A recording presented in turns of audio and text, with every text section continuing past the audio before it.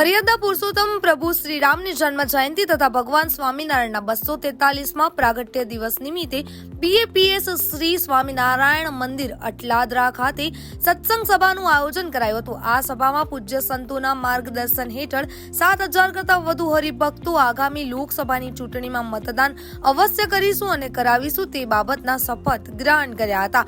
લોકશાહીના આ મહાપર્વમાં મતદાન કરવું જરૂરી છે, ત્યારે કેટલાક મતદારો ઉદાસીન વલણ દાખવી મતદાન કરતા નથી, ત્યારે આજે BAPS દ્વારા હરિભક્તોને મતદાન અવશ્ય કરવા અને કરાવવા અંગેના શપથ લેવડાવ્યા હતા।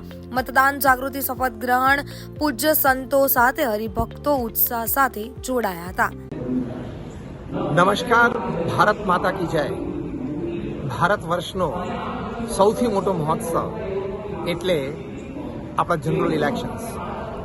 સમગ્ર ભારત દેશમાં 19 એપ્રિલથી આ લોકશાહીનું બહુ જ મોટું પર્વ ચાલી રહ્યું છે અને આપણને સૌને ભારતવાસીઓને દાયકાઓથી સદીઓથી લોકતાંત્રિક પરંપરાઓમાં શ્રદ્ધા છે, કારણ કે ભારત દેશ છે it's the world's oldest and the world's largest democracy.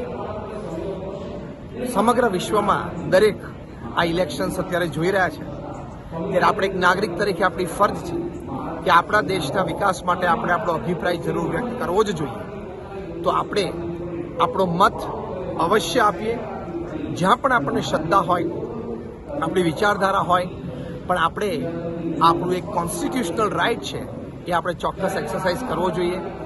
દેશનો વિકાસ જ્યાં રહેલો છે, ધર્મમાં શ્રદ્ધા જ્યાં રહેલી છે, જ્યાં ટ્રેડિશન કલ્ચર મેન્ટેન થાય છે, એવા લોકોને આપણે દેશની સેવામાં જોડીએ આપણા મત દ્વારા, જેથી દેશનું ભવિષ્ય ખૂબ સુંદર, ખૂબ ઉજ્જવળ અને ખૂબ મજબૂત રહે। તો 7મી મે આપણા ગુજરાત રાજ્યમાં આ વોટિંગની શરૂઆત થાય છે। તો આપણે સૌ આપણા પડોશી, આપણા મિત્રો, આપણા સગાવાલાને આની માટે ચોક્કસ પ્રેરીએ કે આપણે આ લોકશાહીના આ મહોત્સવમાં રંગે ચંગે ભળવાનું છે। દરેકને પ્રેરણા કરીએ અને આપણા વર્તુળોમાંથી તમામ આ વોટિંગમાં મતદાનમાં જોડાય એવો આપણે ચોક્કસ પ્રયત્ન કરવાનો છે। ભારત દેશને આપણે વિકસિત જોવો છે, ભારત દેશને આપણે વિશ્વગુરુ જોવો છે, એની માટે આપણે ચોક્કસ મતદાન કરીએ। ફરી એક વખત આપ સર્વેને અપીલ છે, આજે અહીંયા BAPS સ્વામિનારાયણ મંદિર અટલાદરા ખાતે આ શ્રીહરિ જયંતિ રામનવમીના પર્વ નિમિત્તે લગભગ 5,000 થી 7,000 હરિભક્તોએ આ પ્રતિજ્ઞા લીધી છે। તો આપને પણ આ વિનંતી છે। જય સ્વામિનારાયણ।